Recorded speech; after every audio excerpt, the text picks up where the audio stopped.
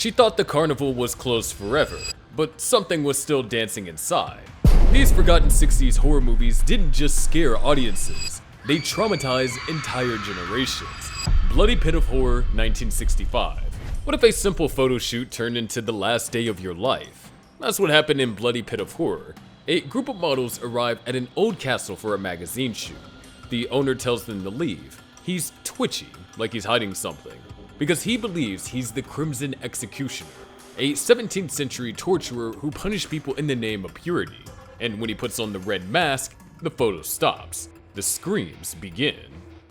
One model is tied to a spinning wheel lined with spikes. Another gets burned with branding irons. Poison arrows fly from heart-shaped traps. Even love is turned into a weapon. The killer is played by Mickey Hargitay, a real-life Mr. Universe and husband of Jane Mansfield. What makes him so scary isn't how he kills, it's how happy he looks doing it. He smiles. He whispers calmly, like he's enjoying a twisted game. And the castle? It's real.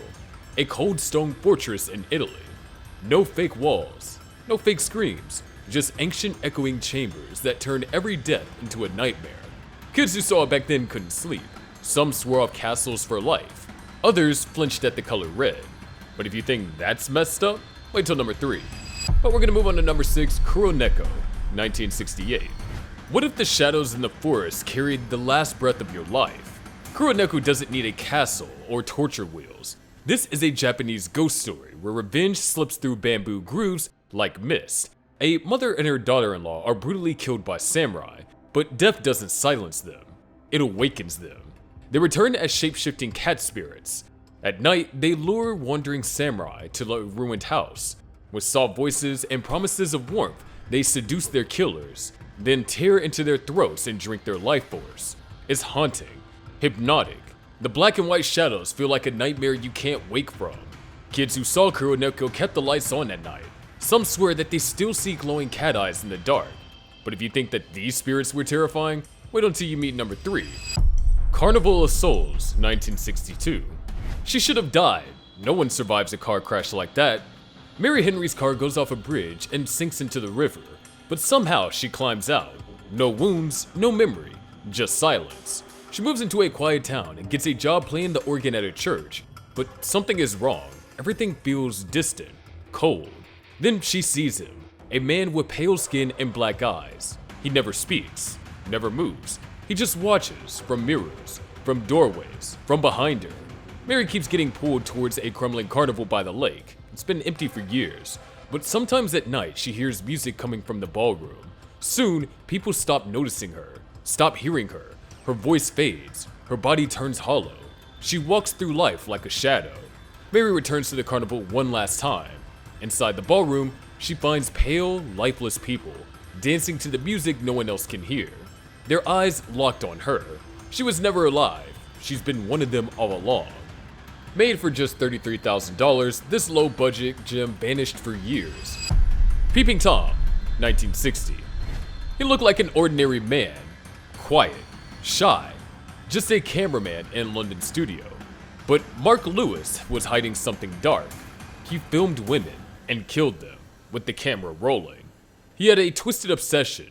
He added a mirror to his camera so his victims would see themselves as they died. The last thing they saw was their own fear. The movie starts from Mark's point of view. Through his camera, you follow a woman home. You see her panic, her face, then the moment of death. You don't just watch, you see it through his eyes. Mark's father was a scientist who did cruel experiments. He filmed Mark as a child, forcing him to watch fear and pain. That's how Mark learned to link cameras with suffering. The film pulls you into his world, makes you a part of it, and you're not just a viewer, you're a witness, an accomplice. When Peeping Tom released in 1960, Britain was horrified. Critics destroyed it. The director's career was ruined. The film was banned and buried. But years later, it returned. People saw the truth. It wasn't just horror, it was a mirror, a warning. And today, with cameras everywhere, is Mark really gone? Or just closer than ever? The Cremator, 1969. He burns bodies for a living, and he truly believes he's saving souls. Kiro runs a crematorium in 1930s Prague, and seems like a kind man on the surface. He's a loving husband, a gentle father, and he often talks about reincarnation. He reads Buddhist texts and speaks softly about life and death. Everything about him feels calm and thoughtful until it doesn't. As Nazi ideas begin to spread, Carol's mind starts to change. He stops seeing death as a loss and starts seeing it as a gift, and that's when the murders begin. He strangles his wife, saying it's an act of mercy. He poisons his children while singing lullabies. With a smile, he believes he's saving them from a worse fate. The film shows this with eerie detail, distorted mirrors, spinning cameras, cheerful jazz music playing in the background. Carol never shouts or shows anger.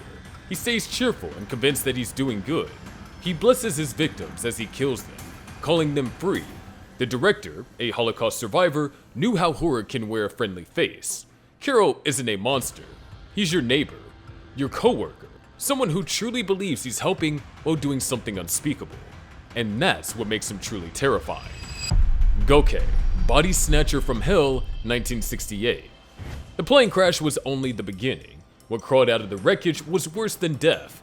A flight to Tokyo crashes on a remote island, and the survivors think they're lucky to be alive. Then, one of the bodies twitches. It splits open. From inside slithers a thick, wet slug-like creature. These things aren't zombies, they're parasites, and they're hunting for new bodies to control. The slugs are drawn to heat and movement. They crawl inside their victims and take over completely. On the outside, the person looks fine and speaks normally, but inside, they're gone. Made in 1968, this isn't a typical monster movie. It's drenched in color and disturbing detail. The gore is vivid, and the green slime glows under the camera lights. But the real fear comes from the paranoia. No one knows who's been infected. Friends start accusing each other, and panic spreads. It gets worse when the survivors realize that parasites are multiplying. One infected body leads to 10 more. Soon the whole island is crawling with them. The final scene zooms out to space. Red lights blink all over Earth. Each one is a new outbreak, and the invasion has already started. The Last Man on Earth, 1964. He wakes up alone every morning. At night, he fights to stay alive.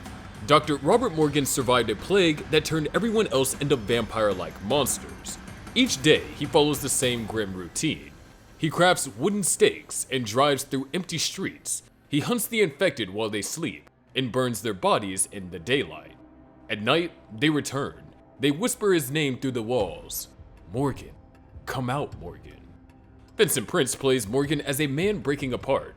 He talks to himself because no one else is left. The silence is louder than any scream. Then Ruth appears. She walks in the sun and looks normal. Morgan sees hope for the first time in years. But Ruth isn't what she seems. She's infected too. Just part of a group that adapted to the plague. They aren't monsters anymore. They built a new society. To them, Morgan is the killer. While they slept, he hunted them. He became the monster in their eyes. In the end, they shoot him. Should Hollywood revisit this kind of raw, tragic horror, or leave it buried with the nightmares it created? Did these forgotten horrors deserve to be buried, or were they simply just too real for their time? Let us know in the comments. Like and share if one still lingers around in your mind. If you think that these were wild, wait till you see the 25 banned exploitation movies that ruined childhoods. Subscribe for more unsettling gems.